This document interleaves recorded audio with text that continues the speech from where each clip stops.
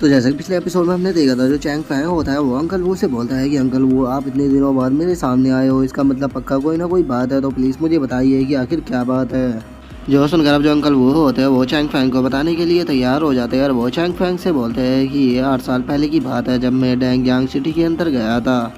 और डैंगयांग सिटी का नाम सुनकर जो चैंग फैंग होता है वो भी थोड़ा सा शौक हो जाता है और वो शौक होते हुए बोलता है कि डैंगयांग सिटी, मैंने उसके बारे में सुना है कि वो सेकंड सबसे लार्जेस्ट सिटी है और उसके अंदर बहुत ही पावरफुल फैमिली है।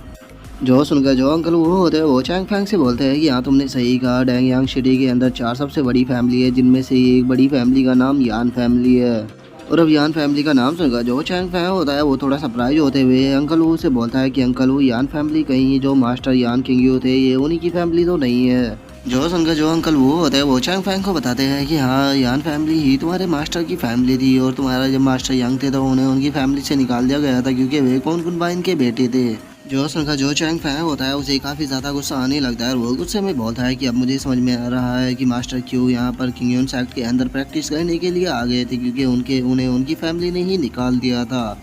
जो सुनकर जो अंकल वो होता है वो चैंग फैंग से बोलते हैं कि ये चीज़ मैटर नहीं करती, लेकिन अब मेरी बात को ध्यान से सुनो, क्योंकि ये जो बात है, ये जो तुम्हारे मास्टर के ऊपर अटैक हुआ था, ये उससे रिलेटेड है। जो सुनकर तो अब जो चैंग फैंग होता है वो बहुत ही ज़्यादा शौक हो जाता है और वो अंकल वो को पकड़ते हुए उनसे बोलता है कि अंकल वो, क्या ये मेरे मास्टर के अटैक से रिलेटेड है, तो प्लीज़ मुझे इस बारे में बताइए।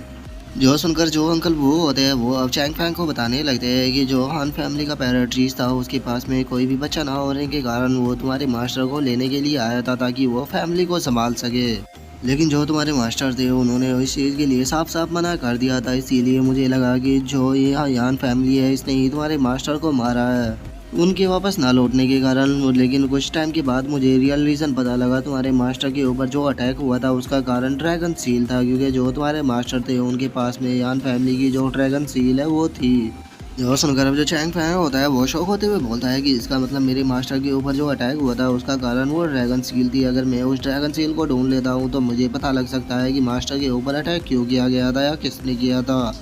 जो सुनकर जो अंकल वो होता है वो चैंग फैंग से बोलते हैं कि हाँ, यही रीज़न है कि मैं तुम्हारे पास में आया हूँ, क्योंकि जो यान फैमिली का पैराट्रीज है वो बहुत ही ज़्यादा बीमार होने के कारण कभी भी मर सकता है। इसीलिए उन्होंने अपना उत्तराधिकारी ढूंढने के लिए एक कंपटीशन को रखा है, जिसके अंदर की 30 साल से कम की एज का बंदा ही पार्टिसिपेट कर सकता है और जो भी इस टूर्नामेंट को जीतेगा वही न्यू यान फैमिली का हेड बनेगा। जो सुनकर जो चैंग फैंग होता है वो अंकल वो से बोलता है कि अंकल वो, क्या आप मेरे पास में इसीलिए यहाँ पर आए हो कि मैं यान फैमिली का जो कंपटीशन है उसके अंदर पार्टिसिपेट कर सकूँ। जो सुनकर जो अंकल वो होता है वो खुश होते हुए बोलते हैं कि हाँ, मैं तुम्हारे पास में इसीलिए आया हूँ क्योंकि मैं चाहता हूँ कि तुम वहाँ पर पार्टिसिपेट करो। जो सुनकर जो चैंग फैंग होता है वो अंकल वो से बोलता है, अंकल वो जो यान फैमिली है वो काफ़ी बड़ी फैमिली है और मुझे लगता है कि वो अपना नेक्स्ट पैराट्रीज किसी ब्लड रिलेटेड को ही बनाएगी, लेकिन मैं यान फैमिली का ब्लड रिलेटेड नहीं हूँ, तो क्या आपको लगता है कि वे मुझे उस कंपटीशन में पार्टिसिपेट करने देंगे।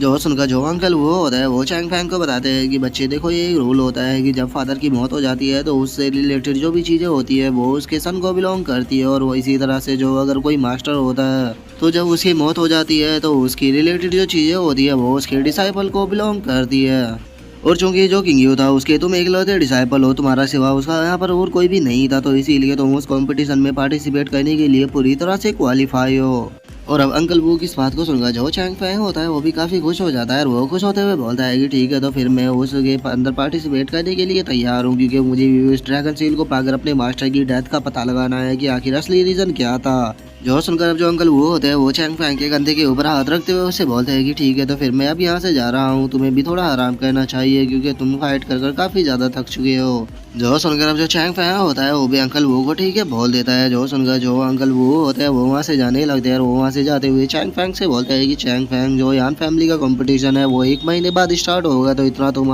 दबा कर प्रैक्टिस करो। और मैं अभी के लिए डैंग सिटी के अंदर जा रहा हूँ, तो इतना तुम्हें खुद का ध्यान रखना होगा, क्योंकि मुझे डैंग सिटी के अंदर जाकर एक एग्रीमेंट को बनाना है, तो मैं बहुत ही जल्द तुमसे मिलने के लिए आऊँगा। जो सुनकर जो चैंग फैंग होता है वो भी खुश होते हुए अंकल वो से बोलता है कि ठीक है अंकल वो, फिर 1 महीने बाद मिलते हैं। जिसके बाद अब हमारा जो व्यू होता है वो किंग सेट का जो इनर सेक्ट मास्टर होता है उसके ऊपर आ जाता है, जहाँ पर कि हम देखते हैं कि बाकी के डिसाइपल भी वहाँ पर आ चुके होते हैं। और अब वहाँ की ओरा को फील कर जो चैंग फैंग होता है वो खुश होते हुए अपने मन में सोचता है कि सच में यहाँ पर काफ़ी पावरफुल हो रहा है, और अगर मैं यहाँ पर कल्टीवेशन करता हूँ तो मुझे लगता है कि मेरे कल्टीवेशन का लेवल काफ़ी ज़्यादा तेज़ी से बढ़ जाएगा।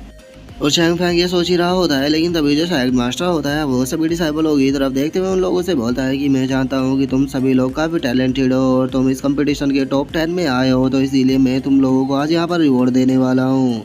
और जो पहला गिफ्ट है वो ये घोड़ा आईपीएल है, जो कि तुम लोगों की कल्टीवेशन को काफ़ी अच्छे से बढ़ा सकती है। और ये जो घोड़ा आईपीएल है ये चैंग फैंग को दिया जाता है, क्योंकि जो चैंग फैंग है उसने इस कंपटीशन को जीतकर फर्स्ट प्लेस को पाया है। और अब चैंग फैंग को गोल्ड आईपीएल मिलता हुआ देखकर वहाँ पर जो डिसाइपल होते हैं वे सभी काफ़ी ज़्यादा शौक होने लगते हैं। और वे शौक होते हुए बोलते हैं कि सच में गोल्ड आईपीएल काफ़ी ज़्यादा पावरफुल होती है, इससे कल्टीवेशन का लेवल एकदम से बढ़ जाता है। मानना पड़ेगा जो चैंग फैंग है वो काफ़ी ज़्यादा लकी है। और उन डिसाइपलों को इतना बोलते हैं हम यान बिंग को देखते हैं, जो कि चैंग फैंग की तरफ देखते हुए अपने मन में सोचती है कि इस गोल्ड आईपीएल के लिए यहाँ पर केवल एक ही बंदा बढ़ती है, जो कि खुद चैंग फैंग है। जिसके बाद अब हमारा जो व्यू होता है वो यांग जिंगडियान के ऊपर आ जाता है, जिसे कि इस सब चीज़ को देखकर बहुत ही ज़्यादा गुस्सा आ रहा होता है। और वो गुस्से में अपने मन में सोचता है कि ये बिल मुझे बिलोंग करती थी, लेकिन इस बास्टर चैंग फैंग के कारण ये बिल मेरे हाथों से निकल गई। और अब उसकी तरह सोचते हम देखते हैं कि जो चैंग फैंग होता है वो उस गोल्ड आईपीएल को ले लेता है और वो साइड मास्टर का शुक्रिया अदा भी करता है। जो देखकर जो साइड मास्टर होते हैं वो हंसते हुए चैंग फैंग से बोलते हैं,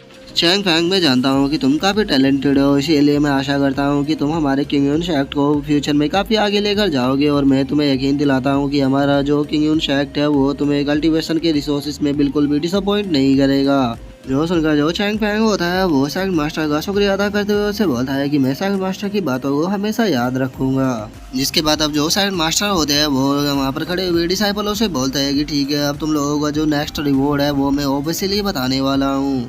तुम लोगों को यहाँ पर कल्टीवेशन के लिए एक केव मिलने वाली है, जिसके अंदर की मार्शल आर्ट की बुक और जो पिले है वो सभी वहाँ पर तुम्हें मिल जाएगी। और अब केव का नाम सुनकर तो वहाँ पर जो डिसाइपल होते हैं उन सभी की तो आंखों में आंसू आने लगते हैं और वे रोते हुए बोलते हैं कि मुझे तो यकीन ही नहीं हो रहा कि हमें कल्टीवेशन करने के लिए पर्सनली केव मिलने वाली है। मैंने सुना था कि इन केव के अंदर जो हो रहा होता है वो काफ़ी ज़्यादा पावरफुल होता है और उसी के साथ में वहाँ पर कल्टीवेशन करने की स्पीड भी काफ़ी ज़्यादा बढ़ जाती है। और उन डिसाइबल हो गए इतना बोलते के साथ ही हम चैंग फैंग को देखते हैं, जिसे कि कुछ अजीब लग रहा होता है और वो अपने मन में सोचता है कि यहाँ पर हमें केव मिल रही है, लेकिन मुझे नहीं लगता कि ये हमें इतनी आसानी से केव देने वाले हैं। और चैंग फैंग के इतना सोचते के साथ ही अब जो साइड मास्टर होते हैं वो सभी डिसाइपलों से बोलते हैं कि तुम लोगों को इतनी जल्दी खुश होने की कोई भी ज़रूरत नहीं है, तुम लोगों को डायरेक्टली केव नहीं मिलने वाली, बल्कि जिनके पास में केव है तुम्हें उन लोगों से अपने आप छीननी होगी। जो सुनकर जो चैंग फैंग होता है वो अब अपने मन में सोचता है कि मुझे लगा ही था कि यहाँ पर कुछ ऐसा ही होने वाला है, क्योंकि ये हर किसी को केव को नहीं दे सकते, क्योंकि अगर बंदा टैलेंटेड ना हुआ तो केव पूरी तरह से बर्बाद हो जाएगी। जो सुनकर तो अब जो डिसाइबल होते हैं उन सभी की तो हंसी ही गायब हो जाती है। वे शौक होकर घबराते हुए बोलते हैं कि क्या हमें उन लोगों से केव छीननी होगी, लेकिन वे तो पता नहीं कितने लंबे टाइम से यहाँ पर है और उनका कल्टीवेशन तो हम लोगों से काफ़ी ज़्यादा पावरफुल होगा। तो क्या सच में हम उन लोगों से केव को छीन भी पाएंगे? और अब इन डिसाइबल हो गए इतना बोलते ही जो हमारा आज का एपिसोड है वो यहीं पे कंप्लीट हो जाता है। तो अब नेक्स्ट एपिसोड में देखिए कि आगे क्या होता है। अगर आप लोगों को वीडियो अच्छी लगी हो तो लाइक करना, चैनल को सब्सक्राइब करना। मैं मिलता हूँ नेक्स्ट एपिसोड में, तब तक के लिए बाय बाय गाइस।